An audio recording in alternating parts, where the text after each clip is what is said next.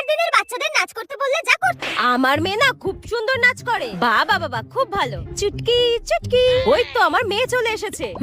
টেপি, কাকিমাকে একটু নাচ করে দেখাও তো, তুমি কত সুন্দর নাচ করতে পারো। হ্যাঁ, নাচ করে দেখাবো। দেখি তো মনা, তুমি কত সুন্দর নাচ শিখেছো। আচ্ছা ঠিক আছে, আমি নাচ করে দেখাচ্ছি।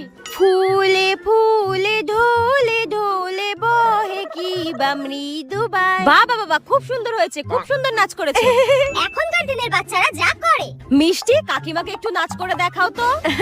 দেখিয়ে দাও তুমি কত সুন্দর নাচ করতে পারো। না, আমি কেন ওনার সামনে নাচ করব? আমি নাচ করব না। বাবা থাক না দিদি, থাক। না না না, করবে করবে, তোমাকে দেখে লজ্জা পাচ্ছে। দাঁড়াও, করবে। মিষ্টি, নাচ করে দেখাও, তাড়াতাড়ি কর। হ্যাঁ, আমি কি জোকার নাকি যে আসবে তার সামনে জোকারের মতো নাচ করে দেখাতে হবে?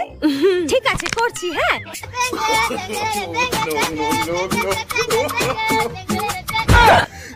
কি অসভ্য মেয়ে, তোকে আজকে আমি পালাই এখান থেকে। কি গরিনা দি, কেমন আছো?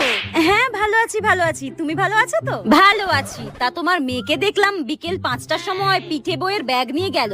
কই, এখনো তো বাড়ি ঢুকতে দেখলাম না। আসলে ও সায়েন্স নিয়ে পড়ছে তো, ওই জন্য ওর পড়ার কোচিং থেকে আসতে একটু লেটই হয়। সায়েন্স না ছাই, মেয়েকে ডাক্তার করবে। আমিও কানে ভালোই বিষ ঢালতে পারি। দেখো দিদি, মেয়ে মানুষ, ইয়াং মেয়ে বলে কথা, এত রাত অবধি বাইরে থাকা কিন্তু ঠিক নয়। মায়ের থেকে মাসির দরদ বেশি। আমার মেয়ে তো সন্ধ্যে 6টার মধ্যেই বাড়ি ঢুকে যায়, নইলে তো জানে পিঠে পড়বে। ওই আমার বর ফোন করছে। হ্যালো, আমি একটু রিনাদির বাড়িতে এসেছি একটু গল্প করতে। মেয়ে ফোন করে বললো রাত 12টা বাজবে বাড়ি ফিরতে। রাখো রাখো, আমি বাড়ি গিয়ে কথা বলছি। ওই মেয়ে বাড়ি চলে এসেছে, রাতের খাবার বাড়ার জন্য ফোন করেছে। আমি যাই। হ্যাঁ, একটু না নিজের চরকায় তেল দেওয়ার চেষ্টা করো। পাড়ার অন্য মেয়েরা কি করে বেড়াচ্ছে সিসিটিভি ক্যামেরার মতো না তাকিয়ে। আস্তে করে কেটে পড়ি বাবা। গরমের ছুটিতে মামার বাড়ি গিয়ে মায়ের ডায়লগ। কি রে বাবু, মামার বাড়ি আসার পর থেকে তো একদিনও বই খাতায় হাত দিলি না। ওগুলো কি আমি মুখ দেখার জন্য বই বই নিয়ে এলাম? যা পড়তে বস। হ্যাঁ কাকিমা, এই পরশু দিনই এসেছি। না কাকিমা, বেশি দিন থাকতে পারবো না, বাচ্চাদের পড়া নষ্ট হবে না হলে। এই 4-5 দিন পরেই চলে যাব। আর বলো না কাকিমা, মামার বাড়ি এসে না হাতির 5 পা দেখেছে। জানে তো দাদু দিদা আছে, আমি বকতেও পারবো না। খুব বদমাস বাবা, নাজেহাল হয়ে যাই আমি এদের নিয়ে। কই দে, কেন এনেছিস মামি শোকেস থেকে পুতুলগুলো? তোদের বাবা তোদের কিনে দেয় না? মামি এক্ষুনি দেখলেই দক্ষযোগ্য বাদাবে। তোদের জ্বালায় কি কোথাও দণ্ড শান্তিতে বসতে পারবো না? তোদের নিয়ে আসাই ভুল হয়েছে।